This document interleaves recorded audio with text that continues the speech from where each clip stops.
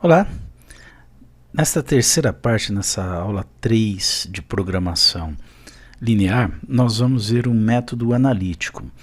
E eu vou utilizar aqui o mesmo exemplo que nós utilizamos para o método gráfico. Tá? Então, vou repassar aqui as informações principais, né? Nós vamos ser um pouco mais breve agora. Qualquer dúvida é só assistir ali a aula 2. A empresa, ela fabrica cadeiras e mesas, então nós definimos aí x1 como sendo a quantidade de cadeiras e x2 a quantidade de mesas. Então nós temos aqui o consumo de tábuas para as cadeiras e o consumo de tábua para as mesas, 5 e 20. Há uma disponibilidade, né, de 400 tábuas, então esse é um limitador aí, é o que vai, daqui nós vamos obter uma das restrições. Quantas horas de trabalho, né, para produção? 10 horas por cadeira, 15 horas por mesa, num total de 450 horas disponíveis, lucro por cadeira 180, lucro por mesa 320. Daí nós definimos essas variáveis de decisão, x1 e x2, quantidade de cadeiras e de mesas. Uma das restrições está aqui, que eu comentei, são 5 tábuas por cadeira, 5x1 é a quantidade total das tábuas utilizadas com as cadeiras, e 20x2 a quantidade total de tábuas utilizadas para as mesas. Não pode ultrapassar essas quantidades somadas, elas não podem ultrapassar 400 tábuas. Pode ser menos, mas não pode ser mais, pode ser até 400. A mesma ideia aqui para as horas, 10 horas por mesa, 15 horas por cadeira. Então 10x1 mais 15x2 é o total de horas para a produção de ambas. Tem que ser menor ou igual a 450 horas, essa é a disponibilidade.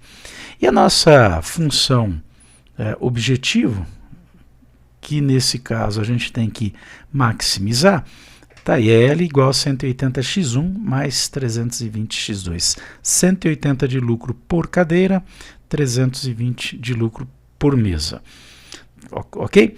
Bom, aqui nós temos as restrições que nós estabelecemos. No método analítico, eu vou considerar outras duas restrições, bem elementares, né, triviais, que nós não precisamos, eu não precisei elencar no método gráfico, porque na própria confecção do gráfico nós já consideramos que o x1 tem que ser maior ou igual a zero e o x2 também.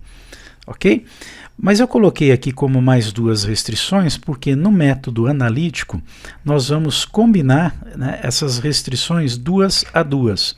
Então, vamos ver de que maneira a gente pode combinar. Pode ser, por exemplo, a primeira com a segunda, a primeira com a terceira, a primeira com a quarta. Daqui são 3. Depois eu vou fazer a segunda com a terceira, a segunda com a quarta.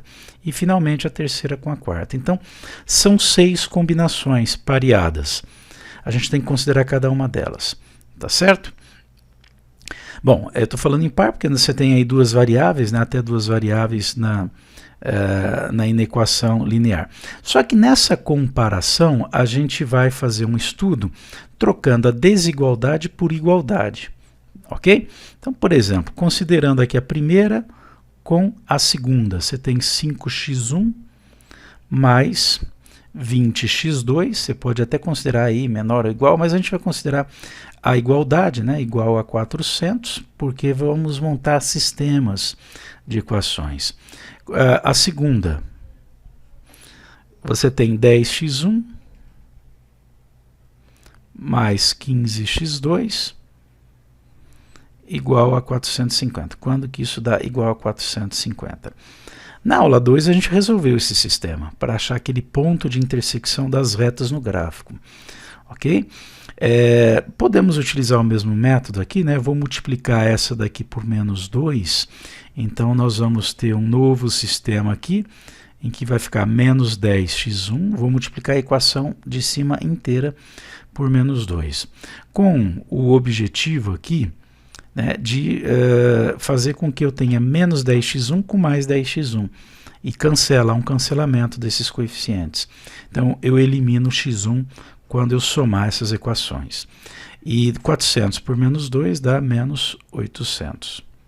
A de baixo eu mantenho 10x1 mais 15x2 igual a 450 ou 450 horas.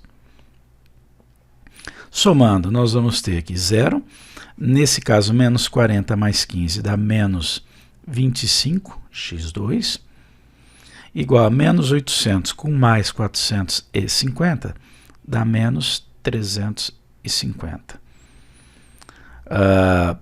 Fazendo aqui a divisão de menos 350 por menos 25, tá? Nós chegamos a x2 igual a 14. Se x2 é 14, vamos resolver aqui do lado, né? Eu posso pegar qualquer uma das equações, vou pegar a primeira, 5x1 mais 20x2, só que o x2 é 14, igual a 400 tábuas. Então fica 5x1, 20 vezes 14, vai dar 280, igual a 400. Portanto, 5x1 igual a 400 menos 280, né, que dá 120, x1 igual a 120, dividido por 5, daqui sai que x1 igual a 24. Pronto, encontramos aqui uma solução para essas duas equações, para esse sistema de equações, que é 24,14. Para chegar a esse par, né, x1 igual a 24, x2 igual a 14, nós utilizamos a primeira e a segunda. Mas eu tenho que verificar se essa solução satisfaz as outras restrições, que são a terceira e a quarta. E elas satisfazem, né? x1 igual a 24 é maior ou igual a zero? Aqui diz que o x1 tem que ser maior ou igual a zero. Então tá ok, né? x2 igual a 14, olha, aqui fala que o x2 tem que ser maior ou igual a zero. 14 é maior que igual a zero. Então a gente diz que essa solução aqui tá ok. Ela é uma solução viável, tá? Não quer dizer necessariamente que é a solução ótima, né? Que é a solução do nosso problema, que vai ser aquela combinação de valores x1 e x2 que nos levará ao maior lucro possível. Mas a ideia aqui é obter, né, os pares que são viáveis e depois testar na função lucro total. Agora eu vou trabalhar a primeira equação com a terceira, dentro daquelas combinações que nós dissemos. Eu vou ter o sistema 5x1 mais 20x2 igual a 400, e vou ter que x1, como a gente está trocando a desigualdade por igualdade aqui só para resolver o sistema, né, depois a gente testa, o x1 igual a zero. Essa fica fácil, né? Porque se eu considero que x1 igual a zero, que eu já tenho o valor de uma das incógnitas, tá? Eu pego a outra equação, no caso aí a primeira, 5x1, tá? E coloco o valor zero no lugar de x1. Então 5 vezes 0 mais 20x2 igual a 400. 5 vezes 0 é 0, 20x2 igual a 400, então o x2 igual a 400 dividido por 20, x2 igual a 20. Olha aí, obtivemos agora uma outra solução, que é a solução 0,20 nessa ordem, tá? Primeiro o x1, depois o x2. Essa solução aqui, ela é viável? Vamos ver se ela é viável. O x1 pode ser 0, tá? Vamos testar. Se eu usei a primeira e a terceira, eu tenho que verificar agora na segunda e na quarta. Olha, vamos verificar aqui na segunda. O x1 pode ser 0 ao mesmo tempo em que o x2 é 20. Bom, 10 vezes 0, 0. 15 vezes 20, 300. Né? E 0 mais 300 é menor ou igual a 450? É. Ok, testamos para a segunda. Vamos testar para a quarta.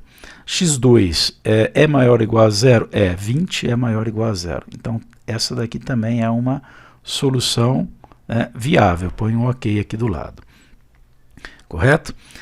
Falta ainda a gente falar a primeira com a quarta, depois segunda com terceira, segunda com quarta e assim por diante. Vamos lá então. Fazendo agora a primeira, né, com a quarta. 5x1 mais 20x2 igual a 400. E a quarta diz que o x2 igual a zero. Está aí o sistema. Se eu já tenho x2 igual a zero, né, eu vou fazer a substituição na primeira, que é 5x1 mais 20 vezes zero igual a 400. Aqui dá zero. Vamos ser mais diretos agora. Você já viu como resolve. 5x1 igual a 400. x1 é igual a 400 dividido por 5, que dá 80. Tá aí, x1 igual a 80, x2 igual a zero. É o ponto 80,0. Eu cheguei a esta solução, ela é a solução quando eu considero equações 1 e 2, né, advindas ali das inequações. Tá? Então, 1 e 2 não, perdão, 1 e 4. Então a gente tem que testar na 2 e na 3. Vamos lá. Eu posso ter x1 igual a 80, x2 igual a zero. Vamos testar então. Na segunda, 10 vezes 80 dá 800. 15 vezes 0 dá 0. 800 mais 0 dá mais que 450. Então pronto. Essa daqui, né, não é que ela esteja errada, mas essa não é uma solução viável. Por quê? Ela atende a algumas restrições, mas não atende a todas. Ela vai atender a quarta restrição também, porque a quarta é tranquila, né? O x2 tem que ser maior ou igual a zero. Zero é maior ou igual a zero. Então, para essa estaria ok. Mas ela não atende a essa segunda. Ela é solução para a primeira, mas não é para a segunda. Ainda falta nós testarmos as outras, né? Agora, já fizemos primeira com segunda, com terceira e com quarta, agora a segunda com terceira. A segunda e a terceira. Então, nós vamos ter 10x1 mais 15x2 igual a 450. E a terceira é x1 igual a zero. Se x1 igual a zero, você substitui na primeira, ou melhor, na segunda, né? Fica 10 vezes 0, 0. Então, você já pode até cortar aqui. Mais 15x2 igual a 450. Resolvendo aqui, você vai ter x2 igual a 450 dividido por zero. Tá? 450 dividido por zero, 450 dividido por 15, me perdoem, tá? Por 15 vai dar 30. É a pressa, né? Então aqui a solução desse sistema é 0,30. Utilizamos segunda e terceira restrições. Vamos ver na primeira e na quarta. Tá? Para a quarta, beleza, x2 maior ou igual a zero, 30 é maior ou igual a zero. Ok, mas vamos jogar aqui, ó, 5 vezes 0, 0. 20 vezes 30, 600. 0 com 600 dá 600, ultrapassa esses 400. Né? Consome mais tábuas do que tem. Tudo ok com relação às horas, mas nada ok com relação às tábuas. Portanto, esta não é viável também. Tá? Agora nós temos a segunda com a quarta. É um método um tanto exaustivo, né? Mas funciona.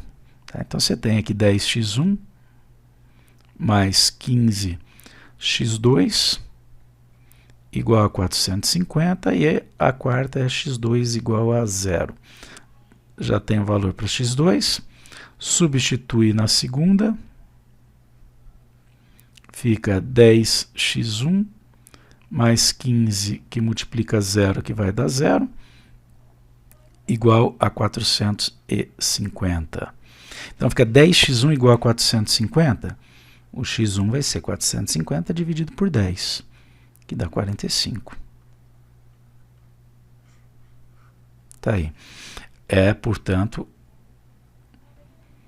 a solução 45,0. x1 45, x2 igual a 0. Usamos a segunda e a quarta. Vamos testar na primeira e na terceira. A terceira, ok. Né? x1 maior ou igual a 0 é 45, tá ok. Agora, e a primeira? 5 vezes 45, né? 5 vezes 40 dá 200. 225. Mais 20 vezes 0, né? Dá 0. 225 é menor ou igual a 400? É, então tá ok. Vou pôr um ok. Essa é uma solução viável também. E a última, né, das combinações aí é pegar a terceira e a quarta, é a última, mas também é a mais fácil. A terceira e a quarta é x1 igual a 0, a terceira, x2 igual a 0, a quarta. Então já tem aqui o ponto 0,0. É viável, você pode ver que vai ser viável, né? Embora você fala, posso até descartar porque certamente não vai ser o maior lucro. Tá? Você pode testar lá x1 e x2 iguais a 0. Essa solução satisfaz todas as restrições. Tá, ok? Então vamos agora para uma tela em que eu vou colocar somente, né, dentre todos os pares que nós obtivemos, somente aqueles que são viáveis. Estão aí então as 4 soluções, né, viáveis, tá? Que obedecem a todas as restrições, estão nos limites aí, né, dessas restrições. O que a gente vai fazer é exatamente jogar, né, esses resultados na função lucro que está aqui. Né?